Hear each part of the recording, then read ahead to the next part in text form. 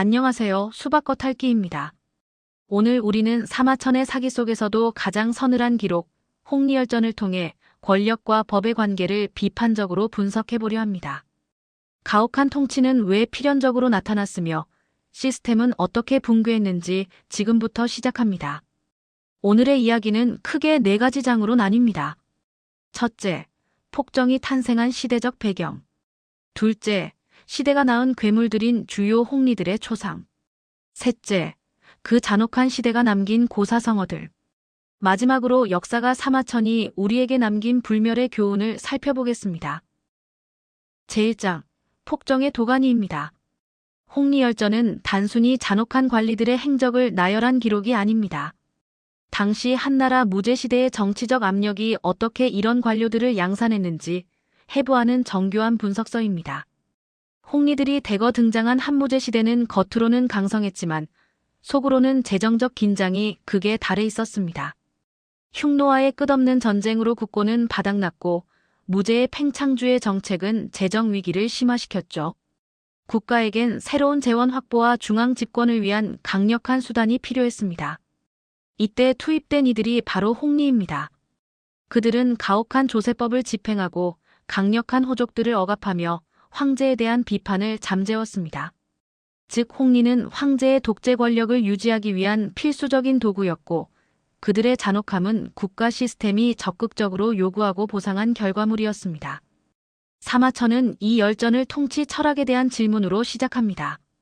백성을 덕과 예로 다스리면 스스로 올바르게 된다는 육아의 덕치 이상과 법령이 정교해질수록 도적이 많아진다는 노자의 법치 현실을 병치시킵니다. 이 열전 전체는 두 철학의 결과를 검증하는 거대한 실험장과 같습니다. 실제로 무제시대의 법령이 세밀해질수록 사회적 불안은 커졌습니다. 사마천은 황제의 정책이 국가를 육아적 길에서 벗어나 법가적 길로 이끌었음을 명확히 지적하며 그 선택이 가져온 파괴적인 결과를 실증적으로 보여줍니다. 제2장, 권력의 초상입니다. 홍리열전 속 인물들은 획일적인 악인이 아닙니다. 부패한 시스템이 어떻게 다양한 유형의 결함 있는 인물들을 활용했는지 하나씩 살펴보겠습니다.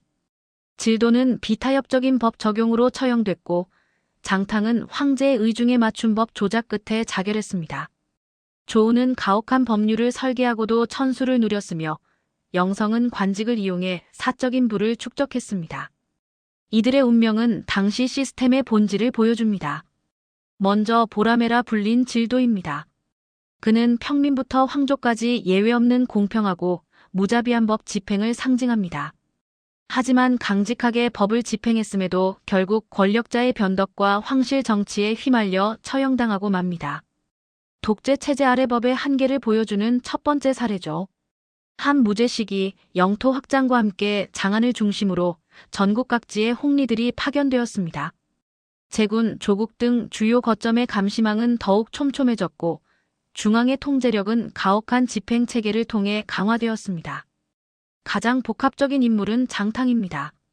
그는 세련된 법률 기술자였습니다. 황제의 숨겨진 욕망을 꿰뚫어보고 맞춤형 판결을 설계했으며 육아 경전을 냉소적으로 인용해 자신의 가혹함을 정당화했습니다. 그에게 법은 정의가 아닌 권력의 신여였습니다. 하지만 장탕도 정적들의 모함을 피할 순 없었습니다. 옛 동료 조우로부터 황제께서 그대의 자결을 원하신다는 말을 듣고 그는 스스로 생을 마감합니다. 사후에 그가 남긴 재산이 거의 없었다는 반전은 그가 갈망한 것이 돈보다는 오직 권력의 총애였음을 암시합니다. 조우는 시스템의 설계자였습니다. 타인의 범죄를 알고도 고발하지 않으면 처벌하는 견지법을 만들어 공포 분위기를 조장했죠. 그는 법적 절차가 황제의 의지에 완벽히 종속되어 있음을 이해한 냉정한 현실주의자였고 덕분에 폭압적인 시스템 속에서도 끝까지 살아남았습니다. 이처럼 다양한 홍리들의 모습은 무제시대의 국가가 얼마나 체계적으로 여러 유형의 잔혹함을 필요로 하고 또 조장했는지를 보여줍니다. 강직한 이상주의자부터 세련된 아첨꾼, 부패한 기회주의자에 이르기까지 각기 다른 성격의 인물들이 모두 홍리라는 이름 아래 쓰임받다가 결국 비극적인 최후를 맞는 모습은 개인의 문제를 넘어선 시스템의 병폐를 고발하는 강력한 증거가 됩니다. 제3장, 잔혹한 시대가 낳은 언어적 유산, 고사성어입니다. 이 성어들은 사마천이 열전의 핵심 주제를 압축하여 담아낸 정수입니다. 구하양비, 막무가내, 승임육회.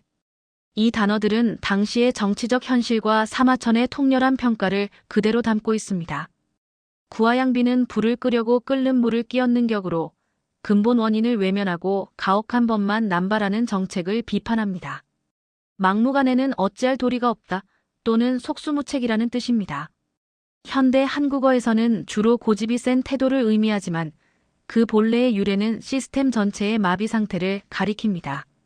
이 표현은 무제시대의 가혹한 통치와 계속된 전쟁으로 인해 피폐해진 백성들이 도적으로 변해 창궐하자 국가가 이를 통제하지 못하는 상황을 설명하는 대목에서 등장합니다. 수년간의 군사적 토벌에도 불구하고 도적들을 소탕하지 못하자 조정은 그야말로 무관해하, 즉 어찌할 도리가 없는 상태에 빠졌습니다. 바로 이 무력감이 자신의 관할 구역에서 도적을 모두 소탕하지 못한 관리를 사형에 처하는 친명법과 같은 극단적인 법률을 낳는 배경이 되었습니다. 표면적으로는 임무를 즐겁게 완수한다는 뜻의 승임육회는 사마천의 날카로운 냉소가 담긴 말입니다. 오직 잔혹함에서 쾌락을 느끼는 자만이 이런 가혹한 시스템에서 성공할 수 있다는 비극적인 악순환을 꼬집은 것입니다. 제4장, 역사가의 판결입니다. 사마천은 단순히 홍리들을 비난하는 것을 넘어 정의보다 통제를 우선시하는 국가의 도덕적 부패에 대해 경고를 남겼습니다. 사마천이 전하는 핵심은 홍리들이 병든 정치 시스템의 원인이 아니라 증상이라는 점입니다. 황제는 그들을 도구로 쓰고 쓸모가 없어지면 가차없이 폐기했습니다. 자의적인 권력이 충성스러운 도구를 파멸시키는 악순환을 폭로한 것이죠. 표면적으로는 관리들의 이야기지만 모든 사건의 배후에는 한 무죄가 있었습니다. 사마천은 홍리들의 행적을 통해 무죄의 변덕스럽고 자기중심적인 통치 본질을 사건으로 증명했습니다. 이는 견제받지 않는 독재 권력에 대한 사마천의 용기 있는 고발입니다. 법이 도덕적 기반에서 분리될 때 그것은 억압의 도구가 됩니다. 사회의 건강성은 법전의 정교함이 아니라 집행하는 사람의 인격에 달려 있습니다. 홍리열전은 잔혹한 자들에게 권력을 주는 국가가 겪게 될 파멸의 길을 보여주는 영원한 경고장입니다. 오늘 수박겉핥기와 함께한 권력의 법리학 어떠셨나요? 사마천의 목소리가 오늘날 우리에게 주는 울림이 작지 않습니다. 궁금한 점은 댓글로 남겨주세요. 시청해주셔서 감사합니다.